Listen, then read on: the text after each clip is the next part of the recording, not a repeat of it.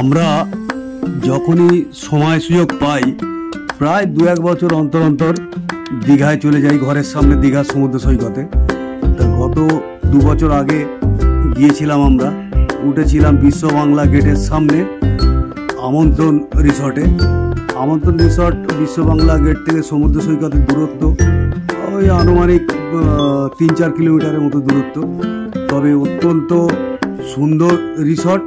অনলাইনে বুক করেছিলাম, 1200 টাকা করে টিকিট, 1200 টাকা করে হোটেল পড়েছিল রুম।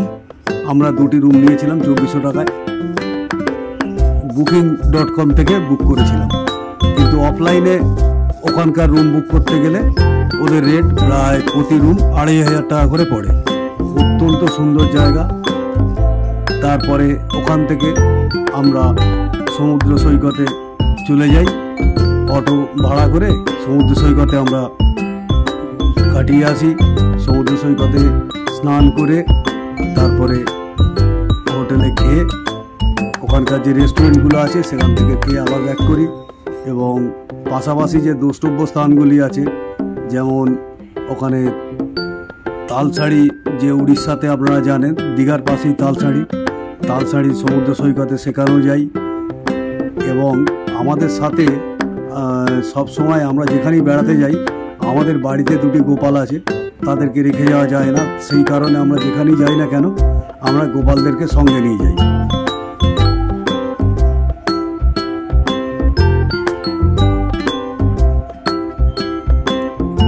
এবারে আমরা গিয়েছিলাম 25শে ডিসেম্বরে দীঘায়, আবার ফ্যামিলি নিয়ে গিয়েছিলাম।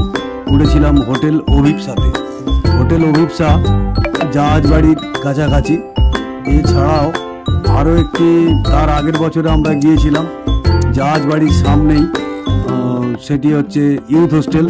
ইউথ হোস্টেল অত্যন্ত সুন্দর জায়গায় অবস্থিত। ওখান থেকে সমুদ্র সৈকত একদম সোজা পায়ে হাঁটা রাস্তা, কয়েক মিনিট হাঁটলেই সমুদ্র সৈকতে চলে যাওয়া যায়। দীঘা বারবার যাওয়া যায়, আমরা বারে যাই। যখন একটু সময় সুযোগ পেয়ে যাই, 1-2 দিনের ছুটি পেলে গাড়ি নিয়ে আমরা বেরিয়ে পড়ি। দীঘা প্রতিটা বাঙালিরই প্রায় দীঘা ভ্রমণ বেশিরভাগ বাঙালিরই হয়ে গেছে। আমরাও সেইভাবেই যাই। দীঘা আগের থেকে এখন অনেক ডেভেলপড হয়ে গেছে। এখানে অসংখ্য হোটেল এবং সমুদ্র সৈকত আগের থেকে অনেক সুন্দর হয়েছে, অনেক সাজানো গোছানো হয়েছে। এবং দীঘার পাশে এই যে বিচটা দেখতে পাচ্ছেন, এটি হচ্ছে উদয়পুর বিচ। এই উদয়পুর বিচটাও খুব ভালো। এখানে নানা রকম ওয়াটার স্পোর্টস বা ওয়াটার অ্যাক্টিভিটিস এখানে হয়। স্পিড বোট থেকে শুরু করে নানা ধরনের অ্যাক্টিভিটিস এখানে ব্যবস্থা আছে। এবং সমুদ্র সৈকতে বিভিন্ন ধরনের খাবার দাবারের বন্দোবস্ত আছে। এগুলো পাশাপাশির মধ্যে, দীঘার পাশাপাশি সাইট সিনের মধ্যে এগুলি ঘুরে নেওয়া যায়। আমরা যখন যাই এগুলো অবশ্যই ঘুরে দেখে আসি। এগুলো কোনো ভিডিও নয়, এগুলো আমি স্টিল ছবি থেকে আজকে এই ভিডিও তৈরি করেছি। কিছু স্মৃতি আর কি। এগুলি অনেক সময়তেই ওই ডিজিটাল দুনিয়াতে বহু ছবি ফোনের সাথে সাথে চলে যায়। সেই কারণেই ইউটিউবে আমি এই সমস্ত যে তোলা ছবিগুলি সেগুলিকে ভিডিও আকারে পোস্ট করে রাখছি, আগামী দিনে যাতে দেখা যায় আবার, এবং মানুষকেও ইনফরমেশন দেওয়া সম্ভব হতে পারে। এবং আরও একটি দ্রষ্টব্য স্থান দীঘাতে গড়ে উঠছে, যেটি হচ্ছে জগন্নাথ মন্দির। এটি এখন দেখছেন চন্দনেশ্বর মন্দির। দীঘা যাওয়ার আগে এখানে আমার নাতি হোটেল অভিপ্সাতে, ওখানে ওরা বেলুন দিয়েছিল। আর এটি হচ্ছে দীঘার সমুদ্র সৈকতের যে দোকান দুদিকে। সন্ধ্যেবেলা তো বিরাট জমজমাট ব্যাপার। ওখানে নানা রকম জিনিস, গিফট করার জিনিস, বিভিন্ন গৃহস্থালী জিনিস, বিভিন্ন ঘর সাজানোর জিনিস, ওখানে সমস্ত কিছু পাওয়া যায়। আমার এই ছোট্ট নাতিটা, ওর নাম হচ্ছে শ্রীপল।